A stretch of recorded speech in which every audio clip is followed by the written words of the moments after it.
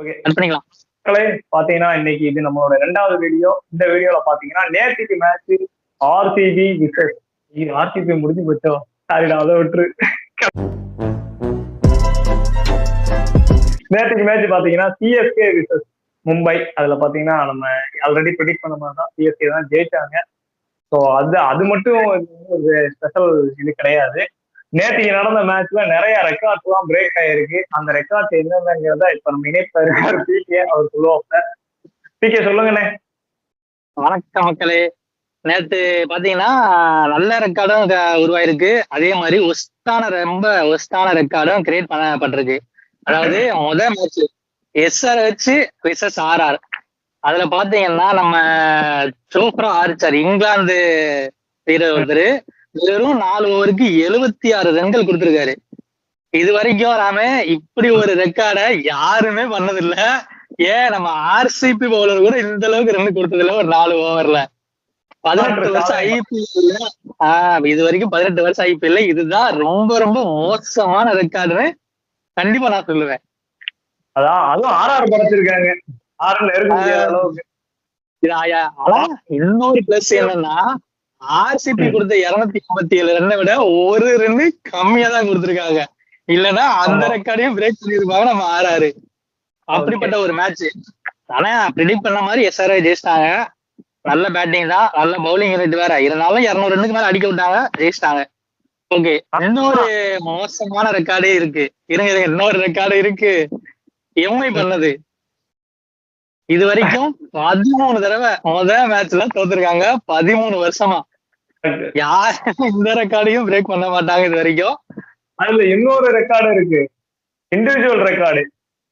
Hitman வந்து equal பண்ணிட்டாப்ல. அதிக முறை டக்கான வீரர்கள்ல வந்து சமன் செஞ்சிருக்காரு. இதுக்கு முன்னாடி பார்த்தோன்னா மேக்ஸ்வெல்லும் தினேஷ் கார்த்திகை மட்டும்தான் 18 தடவை டக் அவுட் வச்சிருக்காங்க. ஸோ நேற்றுக்கு நடந்த மேட்ச்ல ரோஹித் சர்மா வந்து டக் ஆயிட்டு அவருடைய 18வது டக் அவுட்டை வந்து பதிவு பண்ணி அவர் சமமான இடத்துக்கு வந்திருக்காங்க. அது ஒன்றும் பிரச்சனை இல்ல. நாளைக்கு பஞ்சாப் மேட்ச் தான், மேக்ஸ்வெல்ல பீட் பண்ணிடுவாப்ல.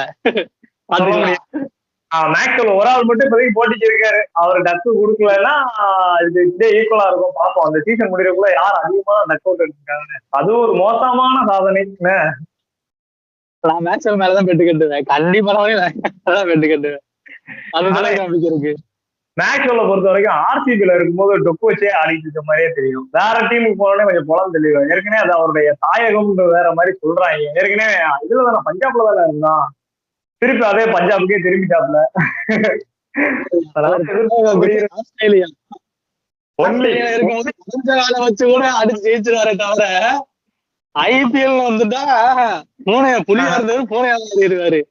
அப்படி ஒண்ணு அடிச்சா இன்டர்நேஷனல் மேட்ச் தான். அந்த லோக்கல் அடிக்கிறேன் அப்படிப்பட்ட பிளேயர் ஆகலாம். பட் இருந்தாலும் பரவாயில்ல. நேற்றுக்கு வந்து மும்பை மேட்ச்ல பார்த்தேன்னு வச்சுக்குவேன், ரொம்ப ஒரு கம்மியான ஸ்கோர்ல போகும்போது நம்ம சைட்ல இருந்து போன ஒரு வீரர் வந்து இன்னும் அடிச்சு அவங்களுக்கு ஒரு டீசென்டான ஸ்கோர் செட் பண்றது வந்து இன்னும் குறிப்பிடத்தக்கது. தீபக் சங்கு யாருமே எக்ஸ்பெக்ட் பண்ணல. அவர் ஒரு 25 ரன் அடிச்சு கிட்டத்தட்ட 155 கொண்டு போயிட்டாரு. அதுவே ஒரு பெரிய விஷயம் தான். ஆனா வழக்கம் போல ஒரு ரொம்ப சோகமான விஷயம் இல்ல, சிஎஸ்கே ரசிகர்கள் எல்லாருக்குமே ஒரு பதைக்கிற ஒரு விஷயம் என்னன்னா, இந்த ஸ்கோரை கிட்டத்தட்ட 11வது ஓவர்லயே 100 ரன் அடிச்சிட்டாங்க. மிச்சம் 9 ஓவர்ல 50 ரன் அடிக்க 55 ரன் அடிக்கிறதுக்கு எவ்வளவு நேரம் ஆயிருக்கு நீயே பாத்துக்கப்போம். கடைசி ஓவர் வரைக்கும் போக வேண்டியிருக்கு. குல வழக்கு அதுதான். 20 ஓவர் நாங்க பவுல் பண்ணிருக்கோம். நீங்களும் 20 ஓவர் பவுல் பண்ணியே ஆகணும். 10 ஓவர் முடிஞ்சு நீங்க சீக்கிரம் வீட்டுக்கு போயிட்டா அப்புறம் நாங்க எதுக்கு 20 ஓவர் முக்கிய பவுலிங் போட்டுருக்கோம். 20 ஓவர் நீங்க பவுலிங் போடுங்க. 50 ரன் 10 ரன் வச்சிருந்தா நாங்க அடிப்போம் 20 ஓவருக்கு. தோனி ஸ்ட்ரைக்ல எல்லாம் ஒரு நல்ல விஷயம். ஏன்னா தோனி இருந்தாலும் ஒரு 2 பால் டொக்கு வச்சுட்டு கொஞ்சம் திருப்பி பார்த்துப்பாப்ல. ரஜினி ஒரே அடியா. நேற்றுக்கு வந்து தோனி ஒரு பெரிய ஒரு 6ஓ இல்ல ஒரு 4ஓ அடிச்சிருந்தா நல்லா கொண்டாடலான்ற மாதிரி இருந்துச்சு. பட் இருந்தாலும் பரவாயில்ல. இறங்கினோடனே ஒரு 6 அடிச்சு பினிஷ் பண்றதோட டீமெட் அவ்வளவு தூரம் அடிச்சிருக்காப்ல ரச்சின் ரவிராம். அவரை வச்சு பினிஷ் பண்ணணும்னு முடிச்சிருக்காங்க. அது பார்க்க நல்லா இருந்துச்சு. அது மாதிரி தோனி ரசிகர்கள் எல்லாருக்குமே பார்த்தா ஒரு ஸ்டம்ப் ஹிட் கிடைச்சிருக்கு. 0.012 அந்த செகண்ட்ல அடிச்சிருக்கிறாப்ல. ஸோ அதுல இருந்தே தெரியுது அந்த கீப்பர்னா அது நம்மளாலதான், வேற அடிச்சுக்கிறதுக்கு ஆளே இல்லைன்ற மாதிரி ஒரு ஆசத்துல பண்ணிட்டு இருக்காப்ல.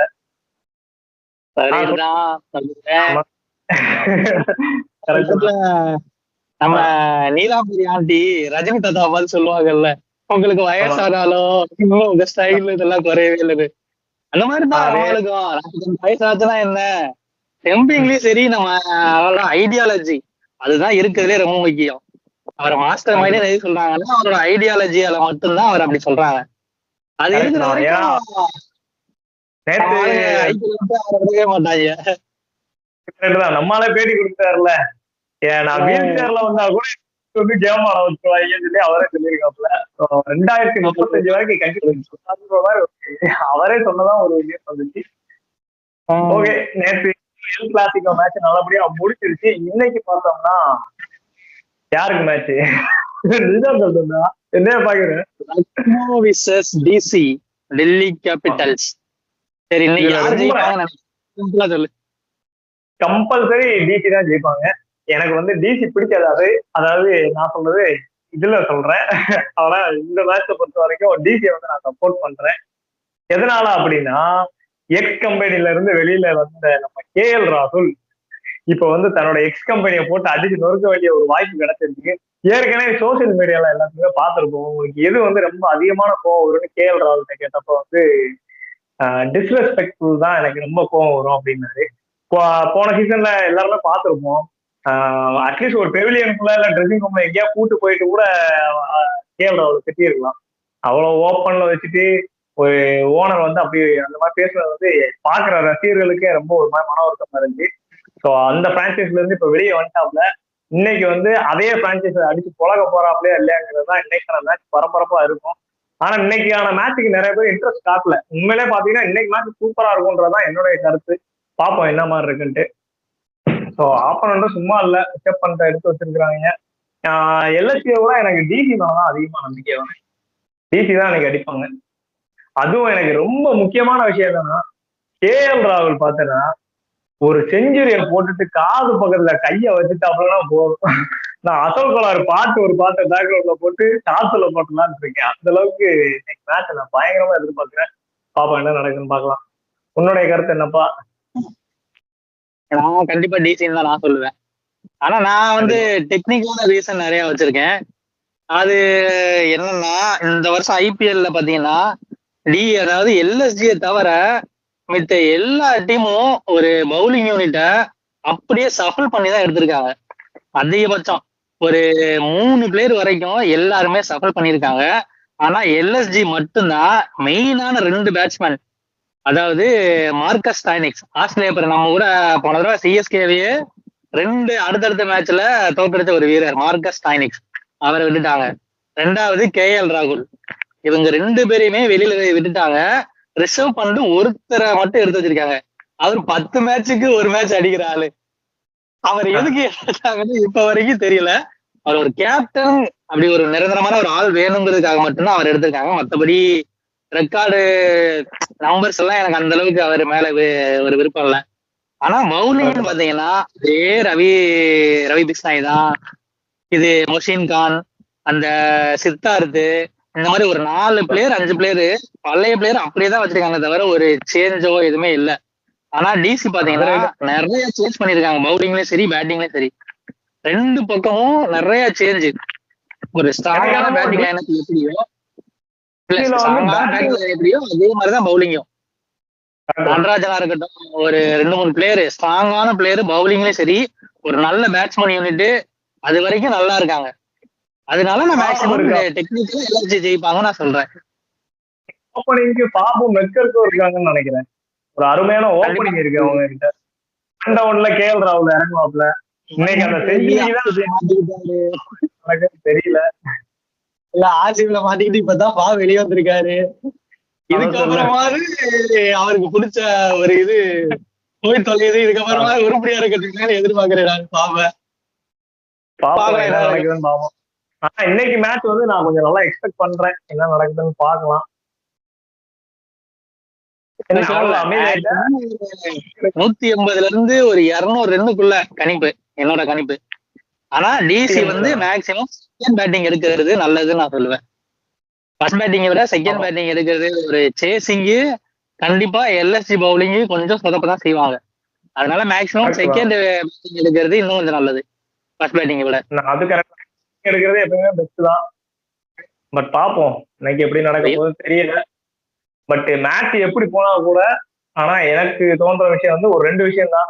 ஒண்ணு, கேஎல் ராகுலோட செஞ்சுரி, அந்த விஷயம் நடந்தா ரொம்ப நல்லா இருக்கும். அப்படி இல்லைன்னா டிசியோட வின். இந்த 2 தான் நான் எக்ஸ்பெக்ட் பண்றது. இந்த 2ல ஏதாவது ஒண்ணு நடந்தா கூட சந்தோஷம் தான். 2மே நடந்ததுன்னா சூப்பர். பார்க்கணும் அந்நேரம் ஓனரோட அடிப்பாருன்னு நினைக்கிறேன். அதான். ஆனா எனக்கு 4வது ஆளோ 5வது ஆளோ இறங்குறத விட மேக்சிமம் மெக்கருக்கு கூட பின்னாடி இறக்கிட்டு பாபு கூட ஓப்பனிங் பண்ணலாம். அப்படி சொல்ல முடியாது. ஒன் டவுன்ல இறங்க வாய்ப்பு இருக்கும்னு எனக்கு தோணுது. பாபு மெக்கருக்கு வேணா ஓப்பனிங் இறங்குவாங்க, ஒன் டவுன்ல வேணா இறங்கலாம் அப்படின்னு. மெக்கருக்கு பின்னாடி இறங்கலாம்யா, அது ஒரு புள்ள பூச்ச மாதிரியா. அது ஒரு என்ன சொல்றது, எப்படி சொல்றது பார்த்தா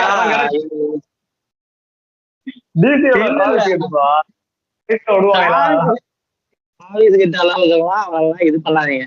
டிராவிஸ் ஹெட்டுக்கு ஒரு பவுலிங்ல எந்த பவுலிங் அடிக்கணும், எந்த வெல் பவுல் வந்துச்சுன்னா அது எப்படி விடணும் அப்படிங்கிற மாதிரி ஒரு நேக்காவது தெரியும் டிராவிஸ் ஹெட்டுக்கு. அவனுக்கு ஒரு ஸ்பின்ல வீக்கு அப்படின்னு அவங்க கணிச்சிடலாம். ஃபாஸ்ட் பால் வந்தா செம்மையா அடிப்பாங்க. ஆனா ஒரு மெக்கருக்குங்கிறது அவர் பிளேயரு, நான் பிபிஎல் வரைக்கும் அவரை நோட் பண்ணிருக்கேன், எல்லா போதும் சுத்துவாரு. அந்த எப்படி சொல்றது, சீக்கா சார் சொல்லுவாரு பாத்தீங்களா,